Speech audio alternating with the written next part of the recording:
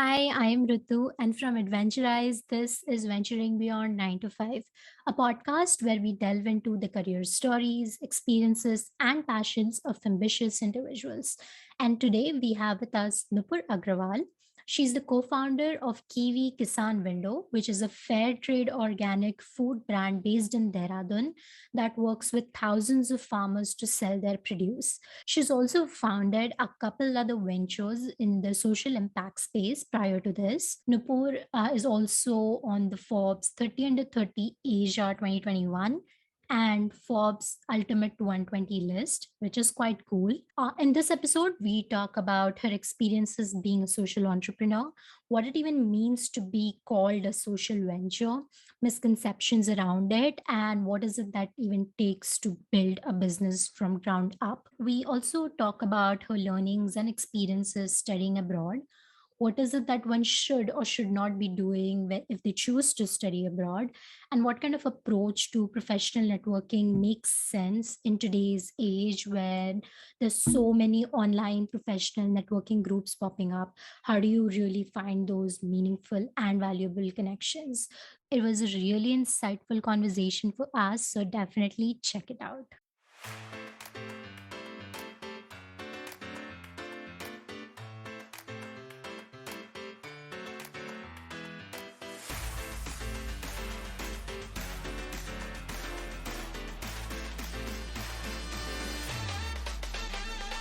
So I saw that you went to do your undergrad in the UK Yeah, and you decided to come back to India after that and yeah. pursue your full-time profession here.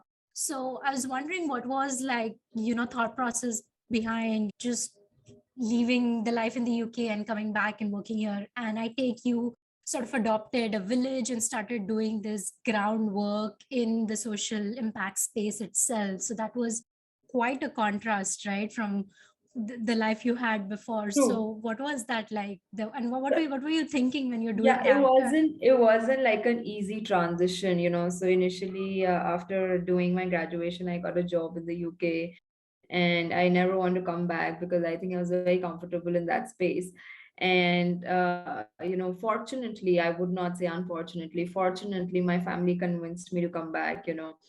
So I had my family business, and because of I had always studied in a boarding school. My family always thought later on I would get married and I will never be able to stay with them. So they said, my grandmother said, no, you have to come back and stay with me for a while. I don't know how many years I'm alive and this and that, all the family drama that Indian families have. So I came back and I was very depressed when I got back because it was quite a cultural shock for me actually when I came back, because I went as a 17-year-old moving from a very cocooned life of a boarding school. So I had not really seen what truly what hails in India. So it was very depressive. I got really sick. I got dengue in 2014 October, which actually led me to a deathbed. And I was on bed rest for about 3 months and very, very sick, like really, really sick. And that's the time, it's just like Three Idiots. So when you're in hospital, you're on bed rest, and that's when you have a lot of time to think and peace of mind, and you're like sort of revelating a lot of things. I think that was the time I realized the purpose of my life, which was to actually empower people and society. And I thought that's something that I can do the best in my life, because that's something subconsciously and unintentionally I've been doing ever since I was a child. And that's my core nature. So that's where I got onto this path. So initially, I started preparing for civil services. I thought that's the way. Somebody had suggested that how you can achieve this is basically through civil services. I started studying that. But again, I'm glad that I did that, because studying for civil services really, and again, I had no intentions to become a civil servant. It was more to gain knowledge and more to understand the country in a better scope and space, because if I want to do groundwork, it is very important to know where things are coming from and what is happening in the country. Like before when while I was in England, I didn't even know what an IS officer is in India. What's a civil servant? and what is the structure, and what are the kind of things that happen. So I think preparing for that gave me a lot of knowledge, a lot of understanding, and combined with the purpose of my life, it allowed me to do so many things. So yes, it wasn't a smooth journey. Oh, I came back from India and something happened, like how it happens in movies. Oh my God! But it was a journey of almost going on our deathbed and getting extremely sick and having a moment of revelation or realization, whatever you may call it. And Yeah, that sounds super difficult in a way that I also did my undergrad in the US. So I was there, and it was around the pandemic time that I was about to graduate. So it wasn't necessarily like just my decision, but it was just everything happening around the world that freaked everyone out, right? And you're like, okay, what am I going to do next? And then I came back to India, and I'm in my hometown right now. And it's the same thing where I thought it would be like a decision I took on my own. Obviously, I wasn't forced into it. And I came back thinking that, okay, oh no, these are the things I'm going to do. This is how it's going to work out, and it's going to be great. And then I come back and I realize things don't work that way. And then you correct. see your friends, earning in dollars. And it was just like, okay, if I just stayed there, I would at least be making as much money as they did. Yeah, Or, when the COVID situation isn't all that intense there, and it was around like April time when the second wave had just hit India, yeah, and people were like all out clubbing back in Boston, and I was like, okay, I yeah, could have been there. But the more I think about it, it's not just like uh, a one time thing. You make a decision and then you keep going back and forth on it for a really long period of time. That's what yeah, happened with me. So sometimes yeah, you think this was the yeah, best decision I took, and sometimes it's yeah. like, why did I do this to myself? How long did it take you to come to a point where you were completely fine with it? Okay. I feel like whatever happens in your life, if you have you might feel depressed in that moment. Like I was really depressed, and I think because of that depression, it led me to attracting life-threatening diseases and all that stuff. Mhm. And I feel that it is it is not regret is a very it's a very perspective thing. It's a Mhm. very perspective thing. Oh my God, I feel regret, and very next moment, if something good turns out from that particular situation that has happened, which you were initially regretting, then say, no, no, no, it was like the best decision. So I think it's a very perspective thing, and it is completely in your hands how to turn around the situation. So this is an inspiration that I take from Mahatma Gandhi, that he belonged to one of the richest families of this country in those times. He went and studied law. He became a barrister. Like handful of less than 100 people from our country would become barristers in a decade, like less than 10 people in a year, becoming going to England and studying law and becoming a barrister, which he did. And he had no reason to come to Africa and do barristry and then suddenly turn into a humanitarian and an activist.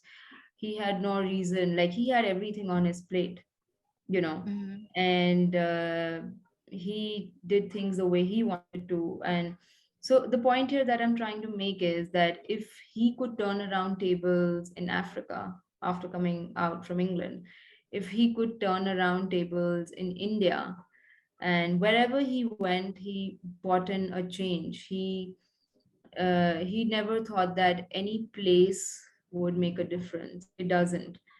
Time and space is just a concept, and this is something that I learned from him, that it doesn't matter where you are. If you have something in you, if you believe in yourself, if you really want to do something, you can do it even in Andaman and Nicobar. You don't have to be in some big city or in some fancy place. Probably if you're in a smaller place, you have more chances to grow because you're the smartest one in the room. And from there, and specifically in today's age and era where we're all so deeply connected through internet, uh, we can probably be available to the world, like what I'm doing right now. I'm sitting in one small hill town in the foothills of the Himalayas and talking to you. So yeah. Yeah. Yeah, no, absolutely. And speaking of, being able to do what you want from wherever you are and trying to make best of the opportunities that you've got. And of course, it's become easier than ever. And also the pandemic led push towards, everyone needing to adopt technology. It's become sort of easier that way as well. But talking about, the decision to, study abroad. So we are running this career exploration community, Nami and I called it Venturize. And our goal behind that is to just give information around study higher studies and career exploration options. And one question we keep getting a lot is, how do we decide if we want to study abroad, or if it's even a good decision to do that? And if they want to, there's a plethora of ways you can go about figuring out how you want to do that. But the first decision itself is, does it even make sense to do that?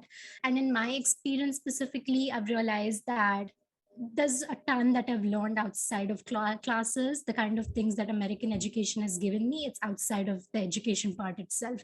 It's the network, it's the resources the university has given me. It's the being able to, be in that multicultural environment and learn from people from pretty much all across the world. So that's been my experience. And now that I'm like running this platform and running this podcast, I've realized that, everything is available on YouTube tutorials. So if you really want to learn something, you can learn it as long as you have internet and some kind of resource, right? Yeah. So what do you think about your, education abroad? Has it given you some sort of edge over other people? Or do you think, would have been fine if it just studied here? So very important to understand of what course you want to do when you want to study abroad, and of course what college are you going into. I think it should be in somewhere in sync with your ideology as well. Like you should study the ideology of the college as well. Do you sink into it? Do you imbibe that ideology? And then you should go and study in that college. So that's, so this is like the first, money is the first thing. Second thing is the course that you want to do. Third thing, what I believe is, when I was going to a boarding school, my dad told me something. My mom and dad, they're sitting in. So the decision to go to a boarding school was my own decision. It was in class eighth that I went to a boarding school, and my father said that, boss, uh, you will be taught ISC syllabus here. Like the board, Indian Education Board, which is the ISC board. You will be taught this syllabus here. You will be taught the same syllabus in a day school. But what the core difference is in the environment, is in the exposure. Bill rightly said that, it's outside the class, is the people that you meet, it's the multicultural experience that you get, it's the networking that you do, it's the collaborations that you have, it's the entire ecosystem, it's the entire environment, other than the books. Because as you said, today all that knowledge is available on YouTube, on some edX courses. Today you're getting Harvard courses on edX, and that too for free, right? But how much do you learn from them, and what is the percentage of the experience? So what a lot of educational courses, or a lot of people have realized that it is not only the degree in terms of the education that we charge. So a lot of people are changing their lessening their tuition fee, and they are increasing something called as experiential fee, which is they're adding more and more. So I am consulting this university in Texas on a few courses, and they're all about applied entrepreneurship. So they have increased their guest lectures, they've increased their experiences, they've increased the number of internships, on campus internships, and they have less number of educational hours.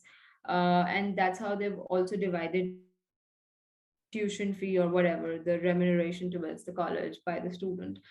So I think it's more, again, पढ़ाई आप कहीं भी कर सकते हो. लोग lamp post के नीचे बैठ के पढ़ते हैं हिंदुस्तान में, और तब भी सिविल सर्विसेज क्रैक कर लेते हैं. But I think it's more about the people that you meet, it's more about the networks that you create, it's more about the human capital. I call it the human capital and the human experience, and less about what you're studying. And whatever has been taught in America, or in England, or in Europe, I think today it's very easy to access all of it online. But if you again have the money or have the scholarships, either or way, go there for an experience. And do not forget your own culture, is what I would say. Because you're born into a certain culture. You don't have to imbibe that culture. It's part of your DNA. Indians are a certain way. We are a little funny or light-hearted or whatever. We are a certain way. British people are proper, which is really a good thing to be appreciated. So learn that thing from their culture. What I learned was, I had these Indian friends in England, and they would always try and copy the Western culture, and always not be happy about the Indian culture. And I would say, this is making you a hypocrite. This is not adding anything into your character. Because what will people in England think, that you don't like your own culture, which is such a sad thing. There are goods and bads in every culture. British culture is not perfect, American culture is not perfect, Indian culture is not perfect. Every culture is different. Every person is imperfect. Nobody's perfect, right? But it is like how in India nowadays we're trying to, which started a lot in the 2015s or something, that we would get into this, oh, let's club, let's party, let's drink. And people would just think that party only means to drink. Wherein I think that is why do a lot of people drink a lot in England or in colder countries? Because it's too cold for them to survive. It is extremely harsh climate, and that's their way of coping up mechanism and keeping their bodies warm. They eat a lot of meat because a lot of vegetables don't grow there, XYZ. So the culture is made out of the geography and the history of that place. And that's how you should like flow yourself into, rather than simply copying. I think women in India in saris look as hot as they would look in mini skirts.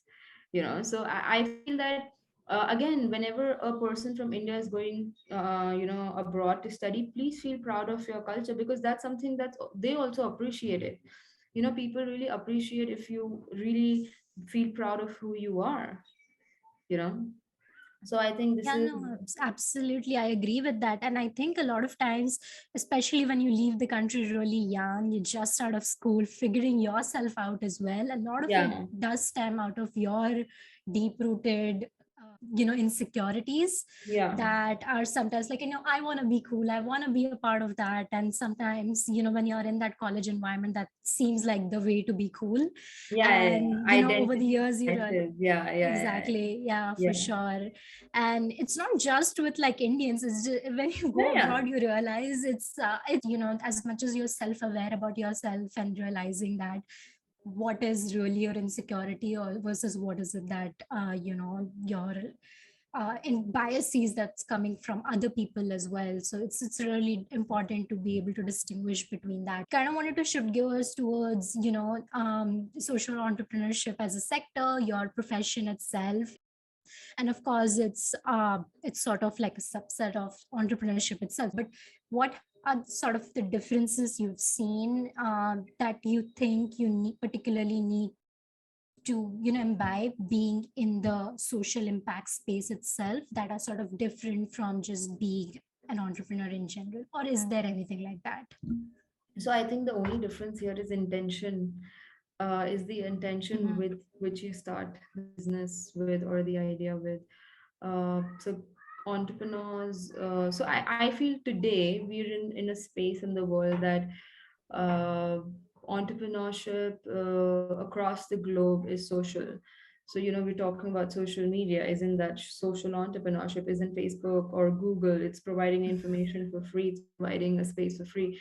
Isn't Ola, Uber social entrepreneurship? They are Mhm. employing millions of people just by revolutionizing the entire transportation economy in the world. Don't you think Domino's is a social enterprise? So I think, don't you think Tata is a social enterprise? Don't you think Geo is a social enterprise? It's given SIMs and it's connected people uh, to, like, it's given so much of importance to low rates of internet and so much internet. I remember when I was a child, like 500 rupees for probably 2 GB of internet for a month. Today we are getting like 300 rupees for 2 GBs of internet every day, so I think every business is a social enterprise. It is only the intention, like, Tata has an intention of adding value to every single stakeholder, from the production to the end consumer. So I think it's just the intention that brings in a difference. Do you have a capitalistic, exploitative intention to do a business? Or do you have a value addition, empowering sort of an intention to do a business wherein you make sure that your employees, your end consumers, your channel partners, your vendors, your environment, everything is actually getting a value addition rather than value degradation, So I think it's just that.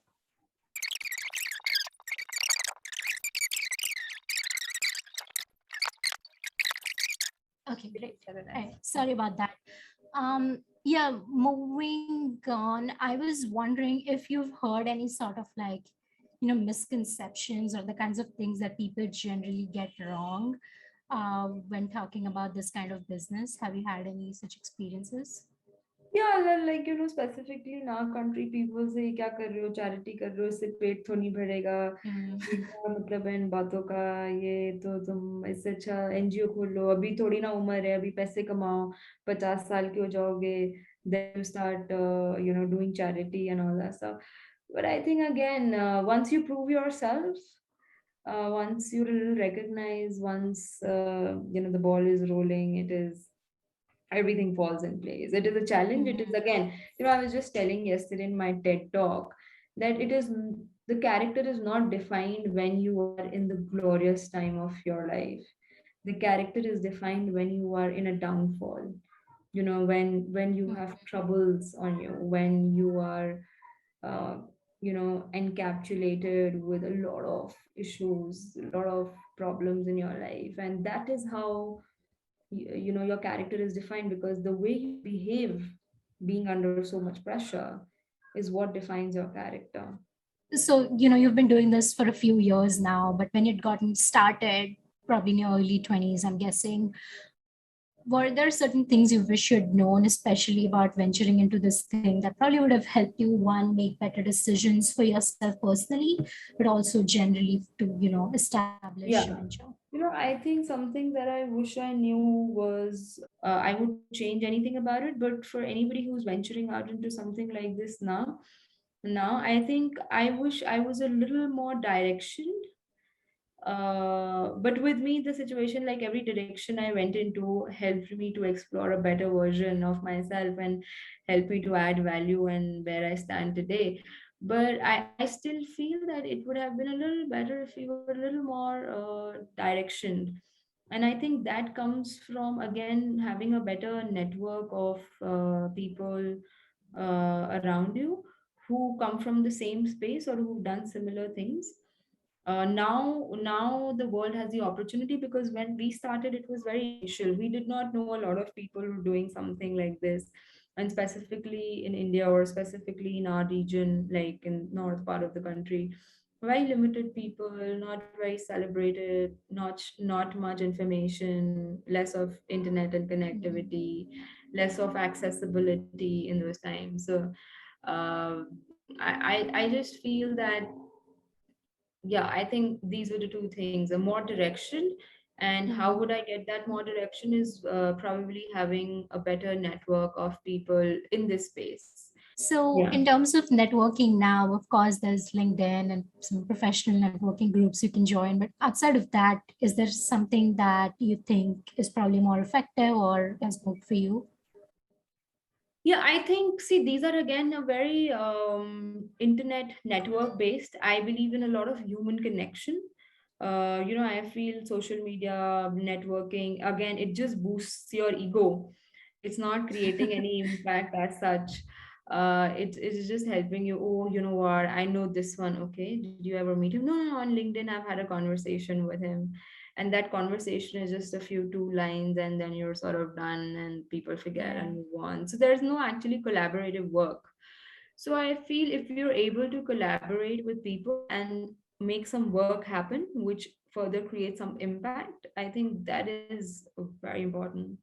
In-person meeting allows you to explore way more than what it would do on a webinar. Or like, just imagine an impact if I were talking to you in person, Yeah. and rather than me talking to over a video call. So there's a lot of difference. And I can absolutely see the difference in the kinds of things that come up in the conversations when you are like a lot more comfortable being with someone in person in the same room, as opposed to being on a phone call or a Zoom call, because it just is limited to, the topic of the conversation itself, and you're not going to bring up Yeah, some random yeah. thing that that probably is going to be super helpful later for sure. But I really liked your point on, like, not just try to find people that have done much more than you or have like an established network, because especially when the conversation around networking in this context of students or young, college students or even high school students is always about, oh, you should be able to network so that you can get job opportunities or internship opportunities. So the very obvious thing is, oh, you network with people who are working in your target companies or working in the fields that you're interested in. But just being able to meet with other students like you or other people who are in the same sort of level as you exploring specific things is also equally important, because they might know something that you can go back home and Yeah, google and yeah, find out about absolutely. something absolutely new as well. And that's kind of our goal with the community that we're building too. So it's not just about networking with people that you might find are intimidating and have done too much in their Yeah. lives, but just other Yeah, students like it you. is And only one person out of 100 is successful, but 100 out of 100 are failures. And this is something that we forget. So, we do Mhm. this event called Fuck Up Nights, wherein we come and we have three speakers who come and talk about their failure stories. And again, these people are not talking, everybody's just talking about their failures and what they've learned from those failures. So I think it's again very easy to talk about success and boost your ego and talk about, hey, you know what, it's all me, rather than saying, no, you know what, I messed it up, I fucked it up, and let's learn something from it. And I think yeah. that is where you're turning the tables around, because you have the courage to talk about the most vulnerable moments and situations of your life, and you have the courage to change that and learn from that. I think that's what makes the most amount of difference. Yeah, no, it's called survivor bias, right? We like in social media and just generally in news only see examples of people who've done really well.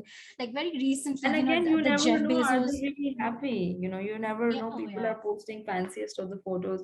Nobody posts their failures on social media. Everybody Yeah, posting photos of getting awards and getting some titles or the other.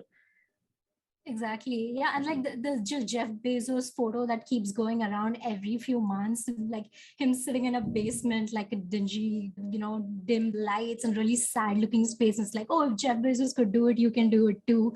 But you're Yeah. like, okay, but that was after his company was established like 7 years later. Like that was his office space. But that doesn't really say much about if he wanted to give up at that point, if he already had Yeah. investors, if like his company was doing well or not. Like you don't really know the story behind it, and it's just something that, like you said, looks great on LinkedIn, like a story to get views and stuff. But other than that, unless you have those kinds of conversations with people, it's really hard to tell. And of course it's really hard when you're told to have that online brand. And even for students, they're told to keep posting on LinkedIn so that profiles are visible to recruiters, to be able to build your personal brand so that you get those opportunities later on. It makes sense. At the same time, as a consumer, it does. Like if you want to build your personal brand, that's absolutely amazing that you're able to do all of those things. But as someone on the receiving end of those things, it's quite depressing for sure. So I saw that you're on the Forbes 30 under 30 Asia Yeah. list, and this is the question that goes around a lot, especially around college student age group. Yeah. And so Yeah. definitely a hot topic. So I kind of quickly wanted to know what was your process like, and do you need connections to get on that list? Like, what does like the I backside of think it look like? you just need to be real, and you Okay. just need to be doing a lot of work. Like I didn't even celebrate my Forbes 30 under 30 or Forbes Ultimate 120, to be honest. I was like, okay, fine.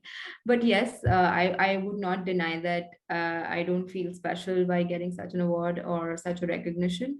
But I think more than that, that is not something that I carry on my shoulder. or Of on course, my yeah. forehead. Oh my God, I'm Forbes. I think what I carry is that, what I have done a lot of work.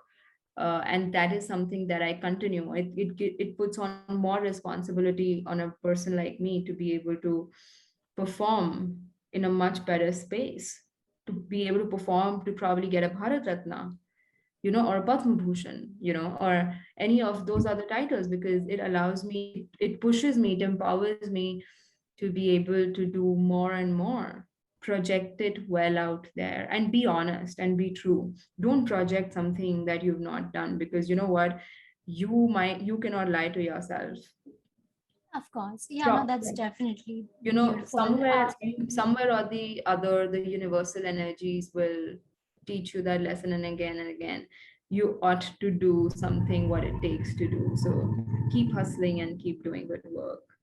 Yeah, so definitely be real, be authentic. But like I was also wondering in terms of just the process, the just how the whole thing works. It's How very does it easy. even work? They get it. You get nominations out there. If you ask people to nominate you, and otherwise, a lot of people who know you, who think you deserve it, they will nominate you. Some influential Okay. personalities, and then they'll put references at the bottom of it. You can just simply like apply. They will start researching on what you've done, your internet presence. They'll talk to your references, and yeah, you can just, and Okay. if they feel you're worth it, go ahead. Getting an award is not the goal.